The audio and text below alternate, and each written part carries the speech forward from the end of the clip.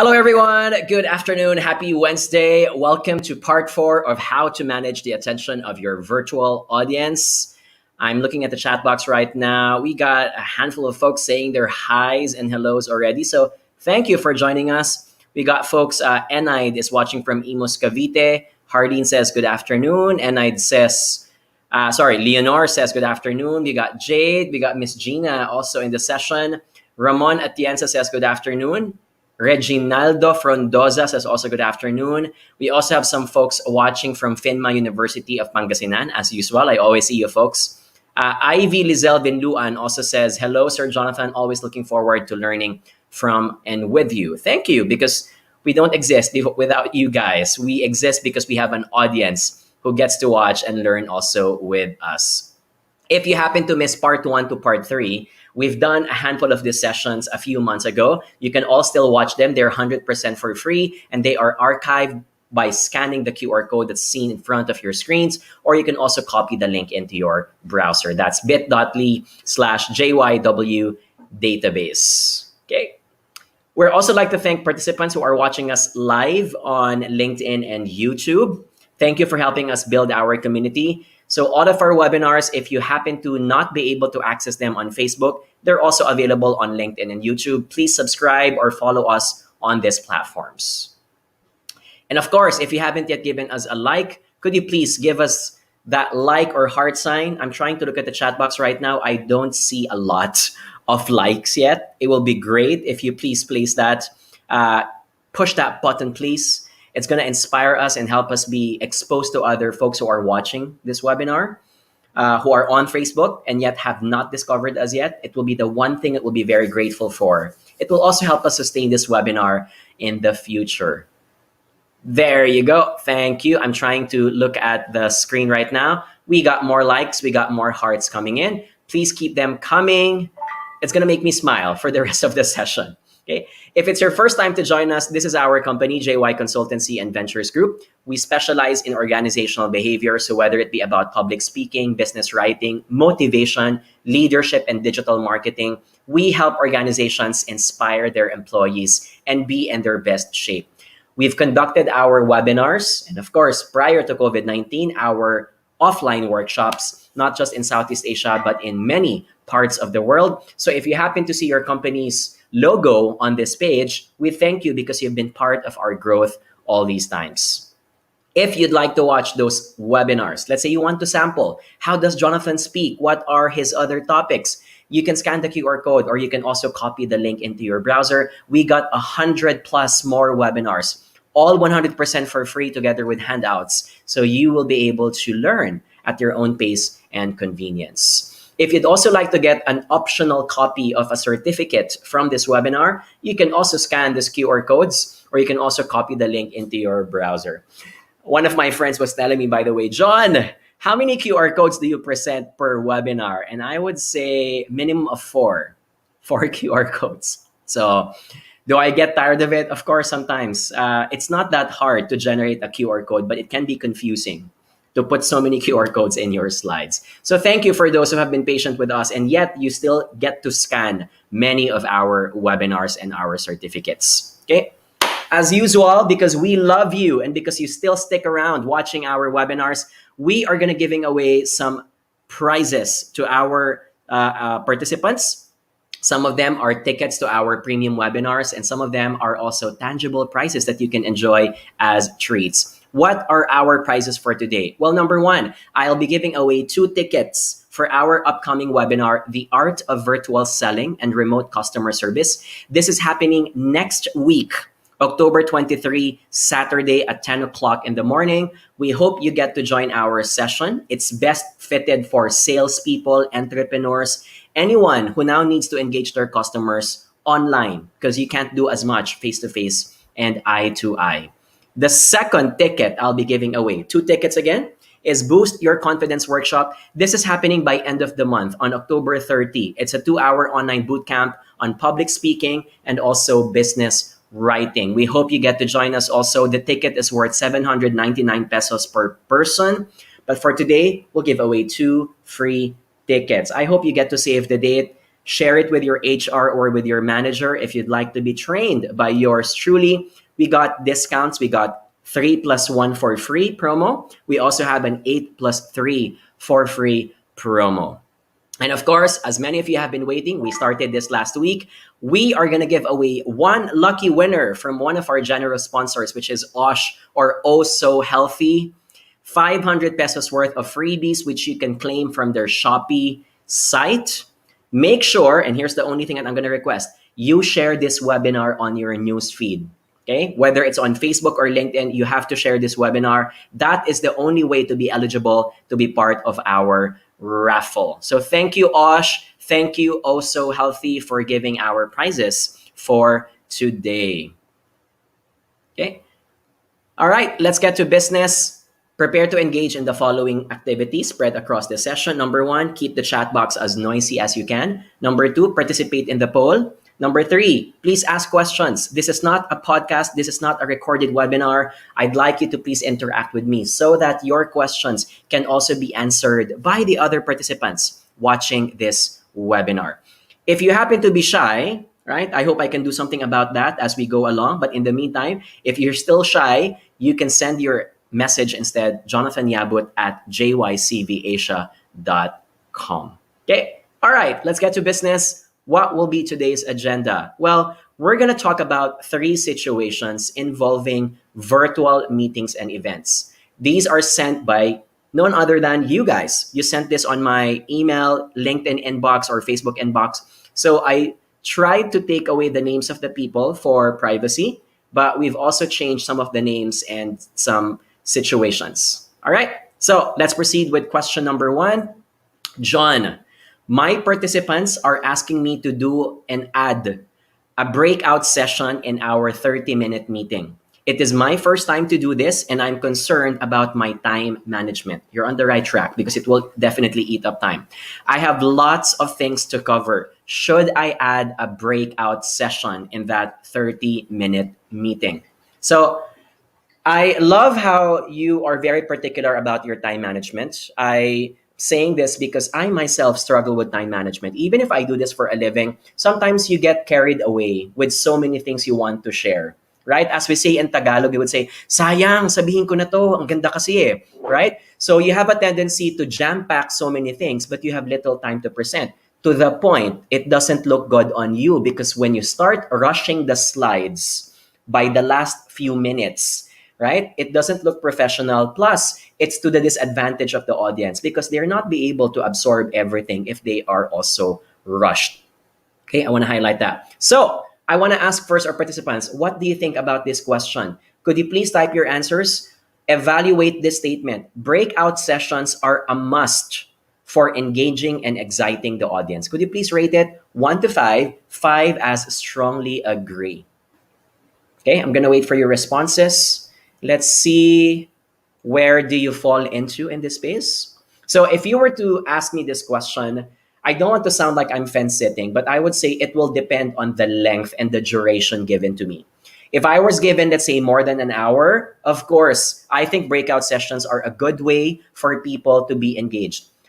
Also, it's going to allow them to meet new friends, especially when networking isn't made possible anymore, right? Also, I want to highlight my dog. By the way, I'm going to show my new dog later on. My dog is eating the leaves of my plants. Tanjiro, please no. Sorry for that, guys. So, 5, I strongly agree. I'm looking at the chat box now. Ooh, Moses Lazaro just mentioned what I mentioned a while ago. He said, depends on the length of the session. Very good. Thank you. All right. We have 3. We got 4. Anley, by the way, says 1. Oliver Fowney also says it depends. Okay. That's cool. 3, according to Kenneth. 3 because it's not much important, I think, he says as well. All right. So let's look at the chat box right now. Wait, guys, I just really have to cover my dog in this case. Sorry. All right. Here are some considerations, right?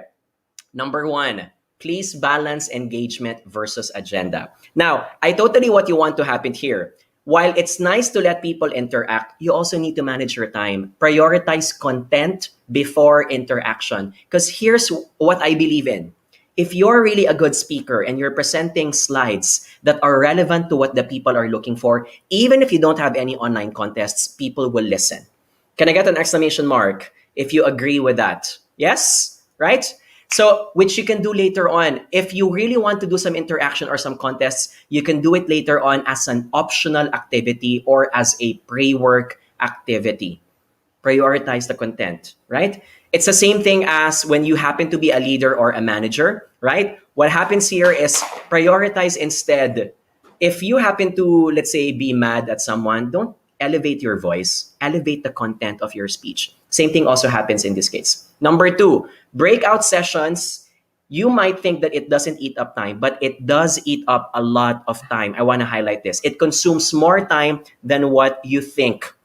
For example, when people enter a breakout room, it will eat up 2 minutes. When people get out of the breakout room, it will eat up another 2 minutes. It does take time. So in that span of 30 minutes, you've already eaten up around 5 to 7 minutes, right? Just because of the admin part. That doesn't even include the actual breakout session itself.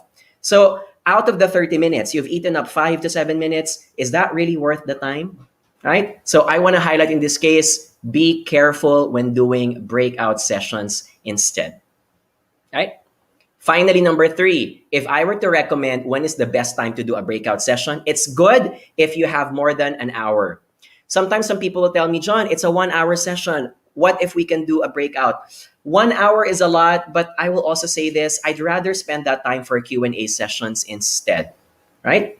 So let's look at the chat box. Ooh, lots of exclamation marks as well. So I would do it for 2 hours. I would definitely do it for 3 hours, 4 hours. Of course, here's also what I want to ask. I mostly decline requests from clients if they ask me to do a 4 hour session. I've done this many times. I've also regretted it many times. I've noticed by the third hour, the people, the audience in the virtual room are all exhausted. They don't reply to your chat questions anymore as much, right? So 2 hours is a sweet spot. 1 hour is also a sweet spot. 3 hours is kind of stretching the attention of people. So if you're required to do a 3 hour session, I would recommend that's when you have to add a breakout room. Okay. All right. Can you please give me an exclamation mark if you're learning something so far? Very good. Thank you.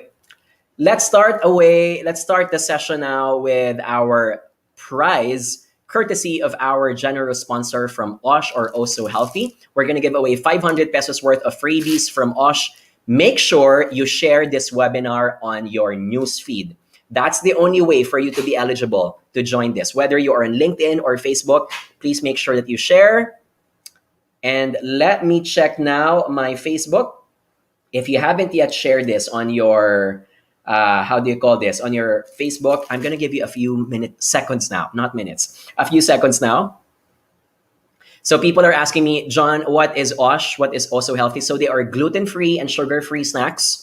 They're best if you're craving for some treats, but in a healthy way, right? And they're made out of natural ingredients. So these are like mashed ingredients of guava, mango, coconut, jackfruit, etc. And of course, they are guilt-free pleasures that you can take. All right, so I'm looking at the chat box right now, trying to hunt who is that lucky winner. Remember, I cannot call you out if you have not shared this webinar on your Facebook feed. Okay, all right, so let's look at the chat box right now. So ladies and gentlemen, oops, sorry. My winner, the name is Sarah Marie Meliebo Patok. Congratulations. You have a mouthful of a name there. Sarah Marie Meliebo Patok. Congratulations. Sarah, I'm going to ask you to please make sure that you claim your prize. How do you claim your prize? Well, very simple. You look at the screen right now and do you see the email address on the green screen, on the green slide? So you see the email address, please take note of it. That's marketing@I'mAlsoHealthy.com. So you can claim it. It's an e-gift voucher that you can use on their official Shopee store. Congratulations. Can I get an exclamation mark? Let's congratulate Sarah for this case. Very good. Thank you. All right. I'm also going to give one more commercial. please don't forget our 10-10 sale courtesy of Lazada and Shopee is still ongoing. It's only until October 15. Our best-selling books, the hard copies, which are signed by yours truly, are available at up to 50% off. And if you take them, you also get a free ticket to our email etiquette and business writing webinar. Everything is only for 599 pesos. Okay? All right. Let's go to question number 2. John, is it okay to require the audience to turn on their video? I'm sure you've had these kinds of meetings wherein the managers or the leaders ask everyone to turn on their videos just to make sure that people are really listening or people are present in the meeting. John, I've been in virtual meetings when the host required it the entire time. What do you think of this? So I'm curious. I'm intrigued. What do you think of this? Asking everyone to turn on their videos. I want you to evaluate, right? So rate this statement 1 to 5. 5, I strongly agree. It's justifiable to require participants to turn on their video throughout an entire virtual session. Let's say it's a 30-minute meeting or a 1-hour webinar. Is it fair? Turn on your video the entire time? Okay, so I'm looking at the chat box right now. Michelle says yes. Some participants are now typing their responses. I have here some 5. I have some 3. I have some 4.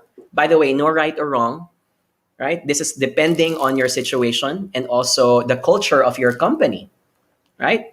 So Mark Rovi Bautista, by the way, has a very interesting point, which I think is also valid. No, because that also consumes a lot of bandwidth. I will agree. So this is where you also have to consider how are the participants resourced enough to spend their bandwidth on a webinar by turning on their video. So let's look at some considerations in this case.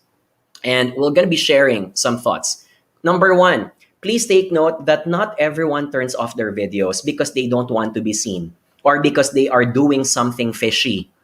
Some people turn off their videos for the purposes of saving their internet bandwidth and RAM. So I will be very considerate if I know that some people cannot thrive because they do not have unlimited internet. They are using, let's say, prepaid internet in this case. Then I will not require them. Okay. What I will do instead is that at the beginning and at the end of the session, I'll ask them to turn on their videos. Just so we can share each other's faces, we get to put a face into the names of the participants. And also, just so that we feel that we are still together, even if we are not in the same room.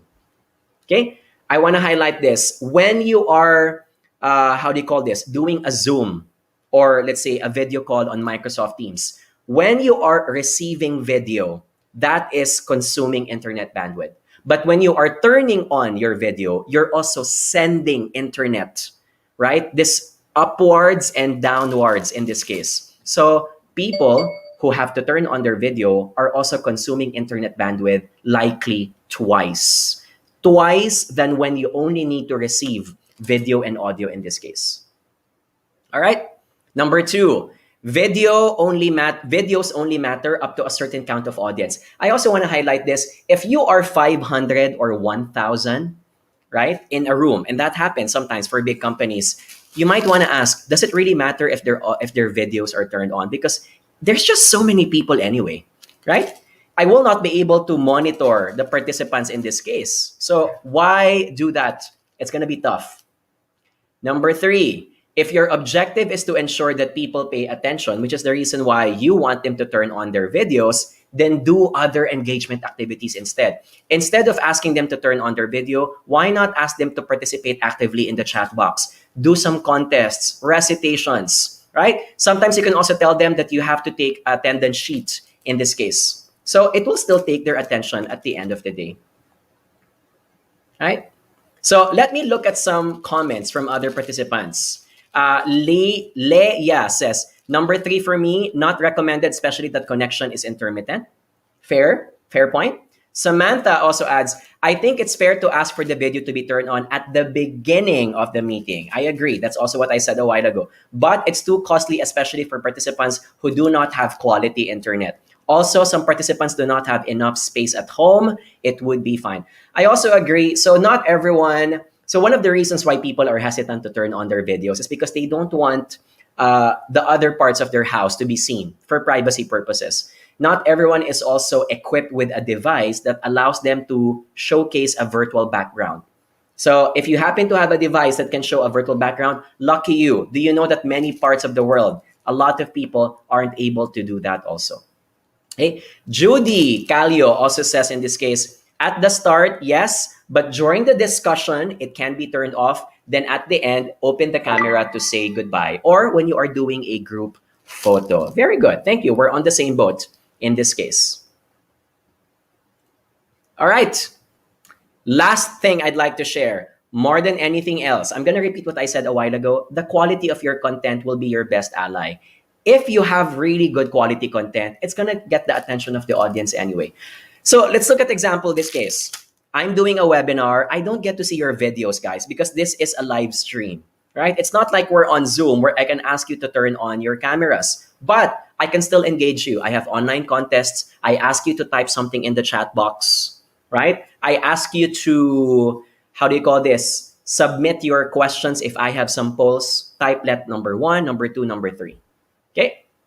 Also, Riche Francisco says, no need to turn on camera, but if a participant is sharing ideas or answering a question, turning on the camera is a must. Thank you for also reminding me about this. So when you do a Q&A session or a recitation, I totally agree. It will be great that people get to see who is the person behind that voice. It improves engagement level. It also makes it legit, right? You'll never know who's actually speaking. So it'd be great to put a face behind it. All right. Can I get an exclamation mark? Are we learning something so far? Very good. All right. Just checking on everyone's energy in this case. Let's give away now some prizes. This is the art of virtual selling. And this time we're going to be giving away 2 tickets for our participants. It's a 2-hour online bootcamp designed for sales agents, entrepreneurs, and also customer representatives. If you guys are ready, and I hope you are, what will I do? Well, simple. I'll just be giving away some prizes. Make sure that you get to share this webinar on your Facebook feed. All right? If you guys are ready, let me call out now. Let me just check how many people have shared. There you go. So I have a winner, ladies and gentlemen. My winner, the name is Clement Cesar Andrada. Clement Cesar Andrada. Congratulations. Clement Cesar Andrada. Very good. So you just won a ticket to our Art of Virtual Selling and Remote Customer Service. This is happening on October 23, Saturday at 10 o'clock to 12 o'clock p.m. Very good. Thank you. All right.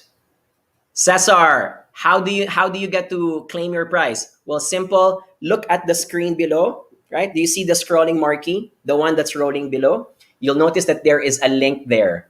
Please copy that link into your browser because we are going to be asked for your email address so we can send to you your Zoom link. All right. Last few commercials before we go to the third part. Please join us on October 20, Wednesday, 5 to 6 p.m., The Art of Coaching and Giving Feedback Remotely. That's the first one. So this is a first of its kind. We haven't done this before. We've done sessions about giving constructive feedback, but we haven't done it in the context of remote setting. So I hope you get to join us. Very effective. It's a very well-designed webinar, especially if you think that your company is going to be permanently, right, in a hybrid situation wherein some days, even after COVID-19 has settled down, you'll be staying in the office, but you'll be having more days working from home. Okay. October 27, part 4, tips to overcome your shyness. I hope you also join us. This is part 4. We've done part 1 to 3 for the past few months. If you remain to have some doubts that you still have some space to improve on your confidence, this is the free webinar that you get to attend. I hope you get to join us. October 27, Wednesday, 5 to 6 p.m. Okay? All right. Let's round up the session with question number 3. John, I want my session to be interactive beyond what happens during the session. So that could mean after the session. What do you think of giving participants pre-work and post-work assignments? Before I answer this, I'm gonna give you a quick response already. My answer is I do it as an important part of the journey. It does engage a lot of audiences. But okay, I hope I don't get to influence your answers. Could you please type your assessment on this? Evaluate this statement 1 to 5. 5, I strongly agree. Pre-work and post-work assignments are effective in instilling learning or participation from the audience. Could you please type your answers? All right. All right, let's see your responses here. Okay, we have lots of number 5 in the chat box. Not surprised about that, but it's a very curious response. Very good. Some people are giving me a number 4, some people are giving me number 5. Some considerations about pre-work and post-work assignments. Number 1, pre-work assignments are good, right? If you want to give participants a preview of what will happen during the actual session. So for me, assignments are not just there because you want to make them busy. I want to highlight this. I think that's something that we all need to take away from our system. There are so many teachers out there because they think that their employees or their students are not learning enough. They would dump them with assignment just because they want them to make look that they're busy. I discourage doing that. Give pre-work assignments because you have a sincere reason behind it. And one of them is, well, since you don't know what's going to happen yet during the actual session, I'm going to give you clues. And those clues can be achieved by giving them a pre-work. Right, that's one. One of my favorite pre-work assignment is an assessment. So for example, earlier in our Boost Your Confidence webinar, I would give an assessment test to the participants just so that they can evaluate how confident they are in terms of public speaking. So reflecting on their own allows them to be prepared mentally before they engage the session. That's one. Another example of a pre-work assignment, give them a quiz. Diagnose exactly what level of knowledge do they have about the topic that you're about to share. This way, when you know their knowledge level, you get to adjust your webinar or your topic. It seems like they don't know yet about this topic because I asked a question about it. No one mentioned that they know something about it, so I will change my slides. I will add additional slides so I can introduce this. Sometimes you will notice that the audience is well advanced. So you'll say, my slides are too generic and they're too much for beginners. So I'm going to elevate the content instead. Pre-work assignments will help you do that instead. Okay. Michelle Garcia has this comment. Pre-work can also help the facilitator to gauge the level of knowledge and skill of the participants. Thank you, which is exactly what I just mentioned a while ago. We're on the same boat in this case, right? Number 2 consideration, I'd like you to also add, it serves as a warm-up and raises the expectations from the participants. Sometimes when you are a new trainer, people don't know anything about you, you haven't yet met these people face-to-face, you are new in the company and you want to get their attention, doing a pre-work assignment will get their attention and say, so this is Jonathan. Jonathan is XYZ. I've noticed that he talks about X, Y, and Z. So it gives you a way to introduce yourself even before the session has started. That's a way to warm up. Okay. Number 3, it can also send a message to the audience. Please take this session seriously. You know, even for meetings, when I was in the corporate world, I would give pre-work assignments such as, hi, everyone, I'd like to ask a poll. Please type your answers, number 1, number 2, number 3. The reason why I would do that is because I know that some members who are about to attend the session are the delinquent ones who usually skip the meeting, or number 2, do not take the meeting seriously. They will come in late.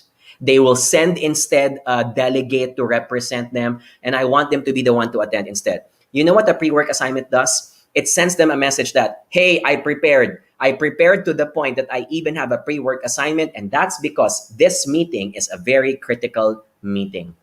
So if you notice, pre-work assignments can also be part of the politics. It's part of the theater. It helps people understand that so much effort has been done to prepare for this activity or for this event. Okay? Sometimes this might sound superficial. Sometimes I get a message from my friends, John, if it weren't for your pre-work activity, I would have forgotten about the meeting. Thank you for sending that. Sometimes those things also help, right?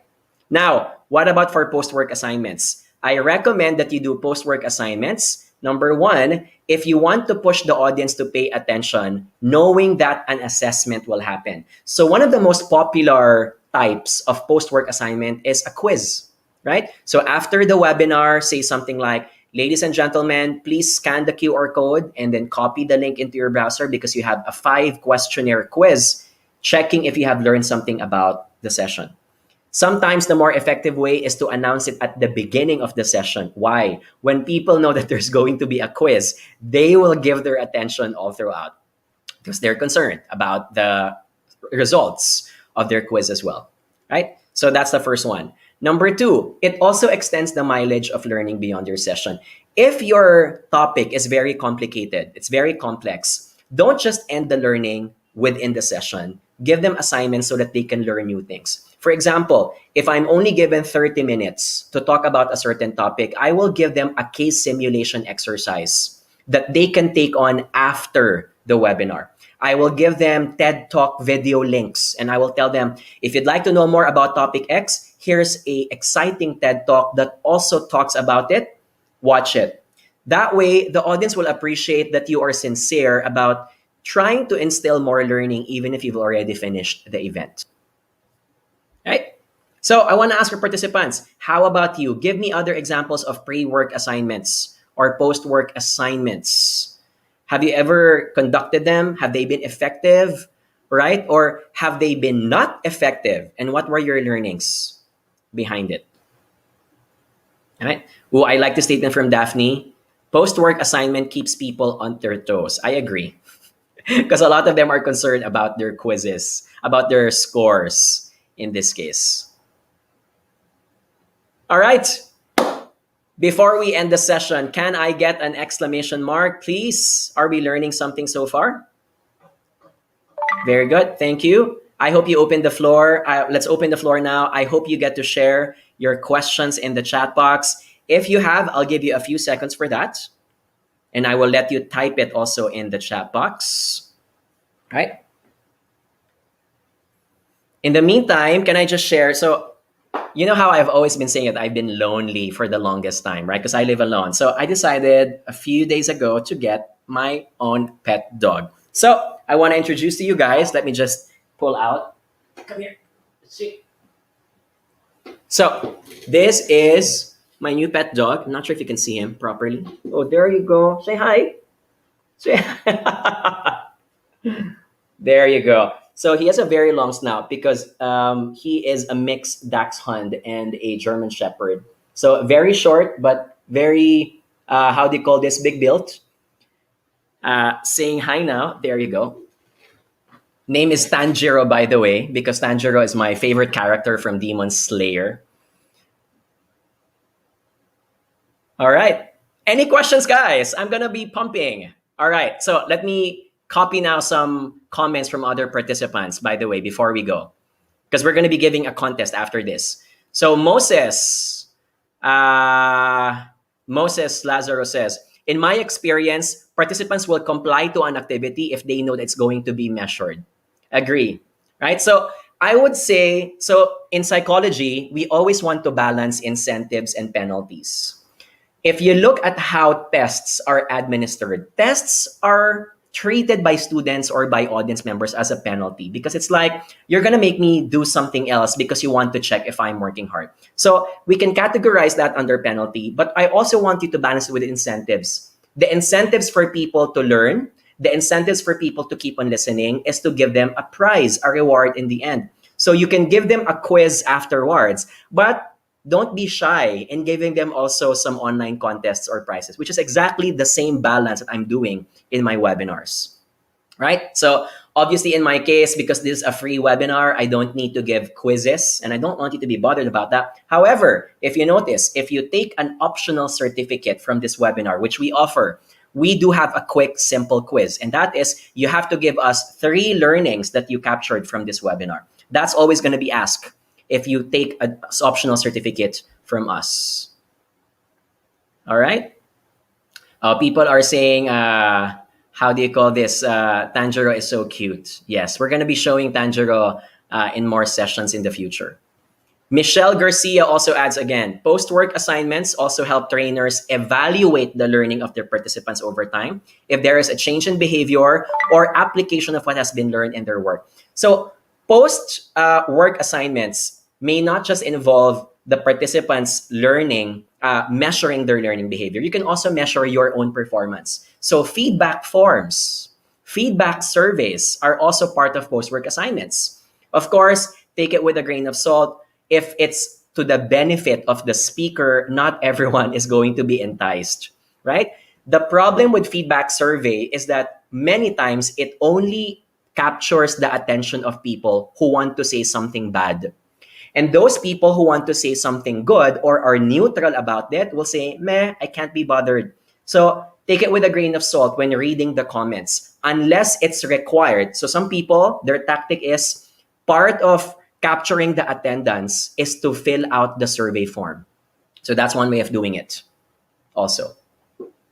Right? Samantha also adds, post-work assignments can also help the company scout future trainers. Some people are extra with their assessments and show potential trainers. I agree.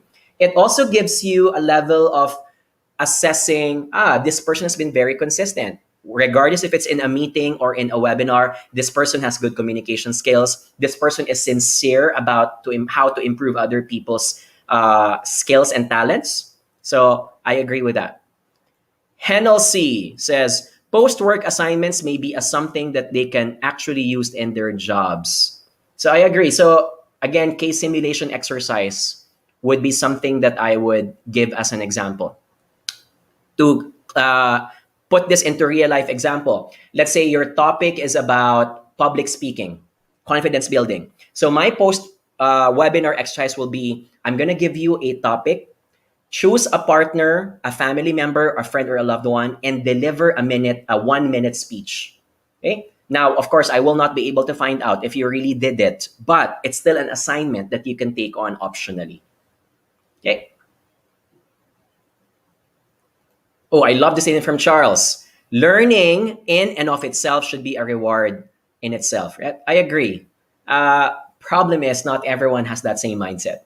Okay. So for some people, reward can be achieved through other things. So be considerate of your audiences. Not all audience members, just because they're not interested, does not mean that they are bad people. It's just that their motivations are different. Your goal is to capture as many motivations as you can. Some people are motivated by learning more. Some people are motivated by prizes. Some people are motivated by getting exposure by turning on their microphone. Capture all of those motivations. All right? Okay. And with that, let's end the session now with a quick prize, an online prize activity. We're going to give away tickets now. Let's make this 2 winners, okay? 2 winners for Boost Your Confidence Workshop. It's a 2-hour online bootcamp happening by end of the month. So you still have time. The early bird rate ends on October 20. So if you want to get a ticket, please hurry because they are limited.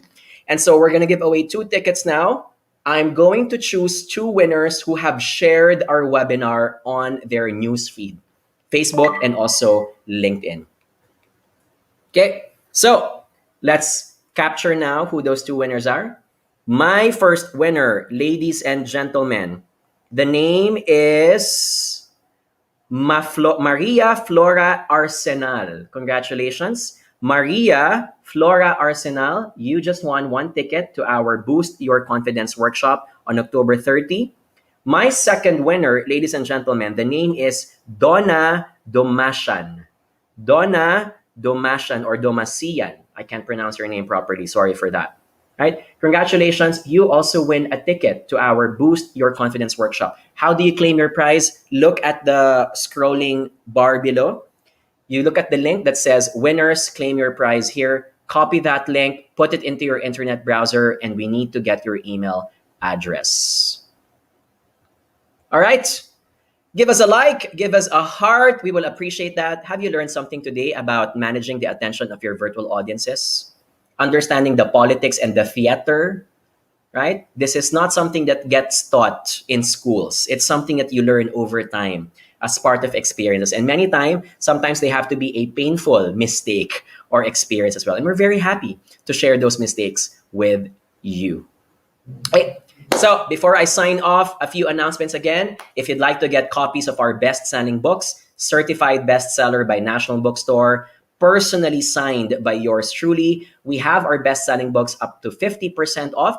They're only worth 599 pesos, and you can even get a free ticket to our email etiquette and business webinar on October 29.